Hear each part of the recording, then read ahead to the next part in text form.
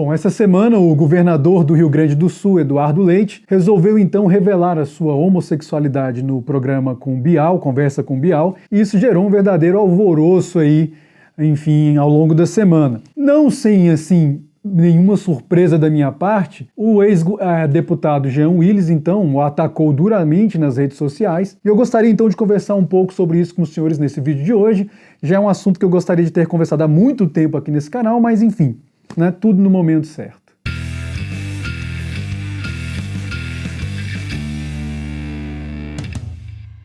Senhoras e senhores, sejam muito bem-vindos a esse canal, espero que os senhores estejam muito bem.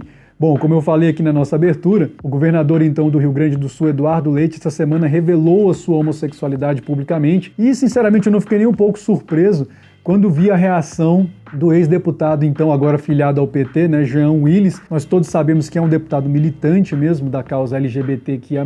Então, para mim, não teve nenhuma novidade nisso. O que as pessoas ainda não entenderam é que movimentos tais como o LGBTQIA+, o movimento feminista, o movimento negro, enfim, os movimentos identitários em geral, eles não estão lá para defender as pessoas que supostamente fazem parte do grupo que eles defendem. Eles estão lá para defender ideologias. E se você não compra essa ideologia, meu amigo, você vai ser duramente atacado. Que foi o caso, então, desse governador, que a gente sabe que em 2018 apoiou o atual presidente, né, o Bolsonaro, e que por conta disso sofreu toda a ira possível aí do movimento, então, LGBT, que, como eu falei, é um movimento ideológico, não está lá para defender os homossexuais, né? Está ali para defender uma agenda. Então eu gostaria de conversar um pouco sobre isso e também uma outra questão que eu sempre quis trazer aqui no canal, mas até então não tinha tido oportunidade, então vou fazer nesse vídeo. Mas antes eu já quero te convidar a conhecer o nosso canal e aí a considerar inscrever-se, caso você ainda não seja inscrito, se você achar que isso pode ser útil, então, para a sua vida. Então eu gostaria de fazer apenas algumas reflexões rápidas sobre esse acontecimento. Em primeiro lugar, já até comecei a falar sobre isso. Como eu sei que ainda tem muita gente que talvez por inocência apoia esses movimentos, é sempre importante destacar isso, enquanto, né, eu puder falar isso aqui na plataforma. Mas enfim, o fato é, meus amigos, não vamos nos iludir. Esses movimentos ideológicos, progressistas, identitários, enfim, todos eles não defendem pessoas, nem mesmo aquelas que supostamente estariam aí abarcadas pelos grupos que eles defendem uma ideologia. Então não interessa se você está ali ou não abarcado, se você for contra a ideologia do grupo, você vai ser massacrado, você não vai ser aceito. Eu já falei em um outro vídeo aqui, se o movimento feminista realmente se importasse com as mulheres, ele hoje seria um dos primeiros a se insurgir contra o movimento trans, que até certo ponto está relativizando completamente os direitos das mulheres. Se o movimento LGBTQIA+, realmente se importasse, né, com homossexuais, enfim, com todas essas pessoas, eles não teriam ficado contra. O Jean Willis mesmo já se posicionou contra. Ele foi absolutamente contra, por quê? Porque esse governador apoiou o governo do Bolsonaro, ou o então candidato Bolsonaro, em 2018. Então, não interessa, questões ideológicas são o aspecto principal do movimento. A individualidade das pessoas é secundada. Você se torna um soldado de uma ideologia. E a sua pessoalidade, a sua personalidade, a sua individualidade é secundada nesses movimentos. Então, se ainda tem gente que acredita, né, ingenuamente que esses movimentos estão aí para defender pessoas, não se iludam. Aí a gente teve um exemplo clássico, né? O deputado Jean Willis partiu para cima mesmo, dizendo que não aceitava, que não admitia que um bolsonarista, a imprensa estava querendo que aplaudisse gay bolsonarista, enfim. Então, esses movimentos, meus amigos, não vamos nos iludir. Nunca surgiram para defender interesse de ninguém. Surgiram para defender uma ideologia. Eu já falei para vocês aqui, se eu me sentar numa mesa com um representante do movimento negro, depois de 5 minutos, cara, essa pessoa vai estar me xingando e dirigindo impropérios a mim muito piores do que os que ele dirigiria a uma pessoa branca, porque eu não compro a ideia do movimento negro. Então essa é uma questão que tem que ficar aqui muito clara. Não vamos nos iludir. Então, se você ainda é uma pessoa, né, que às vezes tem bom coração, acha que esses movimentos, né, querem realmente defender as minorias, não se iluda. Tudo isso é um engano, isso é uma conversa, isso é um jogo político que sim, utiliza pessoas inocentes e ingênuas, muitas delas, né,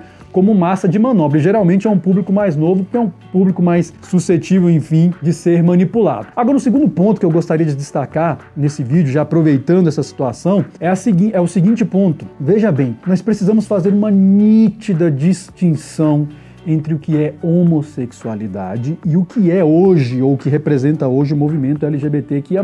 Definitivamente não tem como associar as duas coisas de forma, sabe, indissociável. Isso é um erro, inclusive.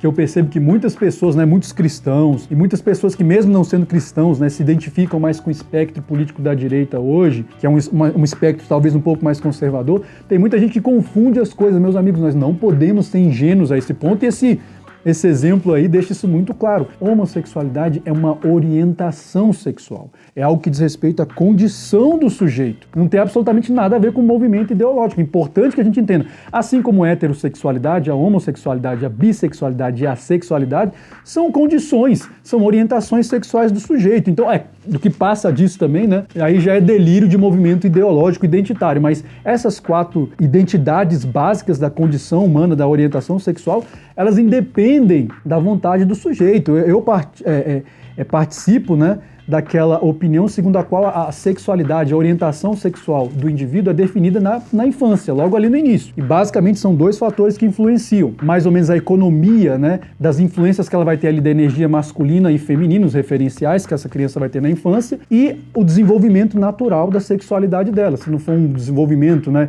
traumático, se não for um desenvolvimento com algum tipo de distúrbio e desvio ali nesse processo, são essas coisas que vão orientar orientar a sexualidade dessa pessoa. Então é fundamental que a gente faça essa distinção, porque eu percebo que tem muita gente que confunde as duas coisas, cara. Não tem como. Ora, existem homossexuais que não compram a agenda LGBT. Eu conheço alguns, porque sabem que é um movimento ideológico. Assim como existem negros que não compram a ideia do movimento negro, mulheres que realmente não compram a ideia do feminismo, enfim, só que a gente sabe que essas pessoas são massacradas, né? Porque ou você compra o discurso ideológico ou você não tem legitimidade nenhuma nem para ser o que você é. Muitas vezes o pessoal do movimento negro se dirige a pessoas como eu e dizem que né, pessoas como eu são pretos elitizados. E é por isso que não compram aquela ideia, né, do movimento negro, enfim. Então a questão é essa: orientação sexual não deve ser confundida com a questão LGBT. E é claro, né, do ponto de vista aqui, já aprofundando um pouquinho, né, do ponto de vista teológico, isso é muito importante, porque você não pode simplesmente marginalizar a homossexualidade, isso é um equívoco. Então tem muitos cristãos que acham que a homossexualidade em si já é um pecado e a pessoa está condenada. Olha, a pessoa não escolheu isso, por isso que a expressão realmente opção sexual é uma expressão errada. Na verdade, você não faz uma opção sexual, é orientação sexual.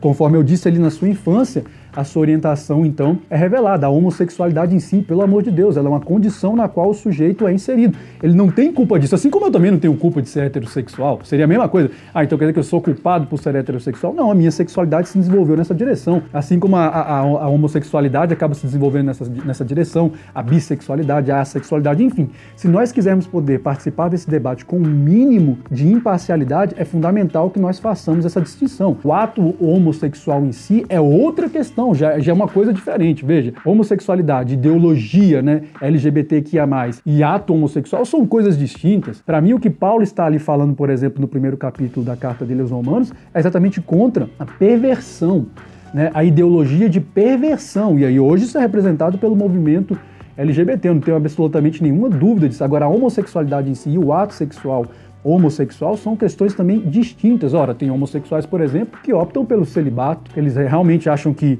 né, a homossexualidade em si, como eu concordo, não é uma questão nem que deva ser questionada, essa questão, né, pecado, se não é pecado. Eles acham que sim, talvez o ato homossexual em si seja pecaminoso. E aqui eu acho que a controvérsia tem que girar em torno disso. Agora veja bem, é uma questão interessante, porque muitas vezes se condena o ato homossexual, principalmente o praticado entre homens, já que o ato homossexual praticado entre as mulheres, ele tem sim, na minha opinião, um formato diferente, uma essência diferente. Tá? Tanto é que se você pegar alguns processos na Idade Média, dificilmente as mulheres eram condenadas por homossexualidade, porque era meio que um crime impossível, entre aspas, né? Já a homossexualidade masculina era sempre condenada. Mas a gente muitas vezes condena muito o ato homossexual masculino e se esquece que no texto paulino também é dito ali a respeito de um uso desnaturado das mulheres também. Então veja bem, se você é um homem e tem um coito anal com a sua esposa, com a sua namorada, enfim, com a sua noiva, enfim, isso é um ato reprovado por Paulo ali também.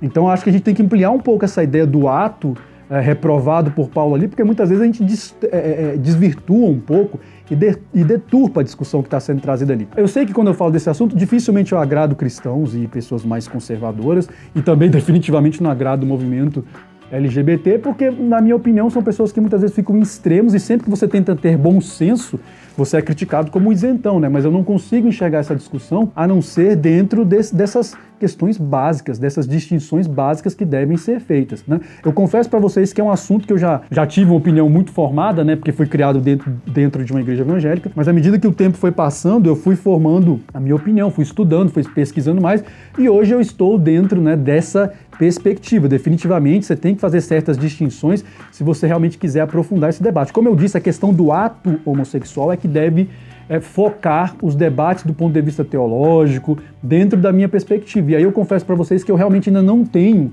uma opinião formada de forma cabal, sabe? Eu tendo a entender que sim, a sexualidade em geral, ela influencia o desenvolvimento da nossa espiritualidade. Disso eu não tenho absolutamente nenhuma dúvida. E aqui, você não pode querer comparar, por exemplo, alguém que abusa da sua sexualidade e a desvirtua, seja um heterossexual ou um homossexual, com uma pessoa que realmente tem um respeito, uma reverência por sua sexualidade, seja ele um heterossexual, um homossexual, um bissexual ou um assexual.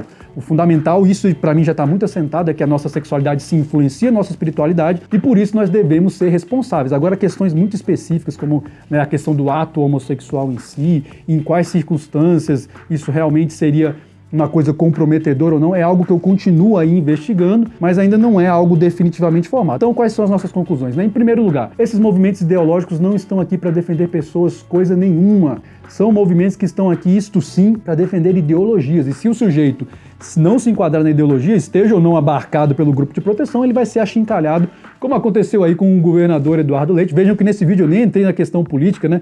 Não era o objetivo aqui. E a segunda lição é essa: vamos fazer distinções que têm que ser feitas, gente. Não tem como colocar tudo, sabe, no mesmo grupo, no mesmo patamar, né? Orientação sexual é uma coisa, movimento ideológico LGBT é outra, o ato homossexual é outra coisa ainda. Esse tipo de distinção tem que ser feito se você realmente quiser participar dessa discussão de uma forma mais ou menos imparcial e da forma como eu acho que o evangelho realmente nos desafia a enxergar essas questões, né?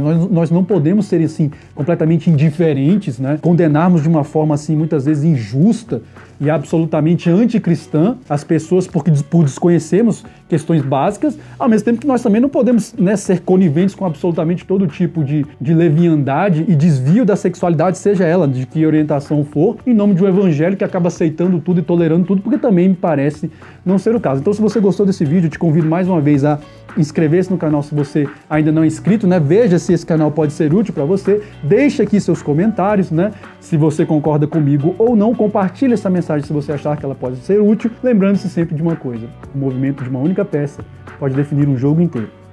Até a próxima e que Deus nos abençoe.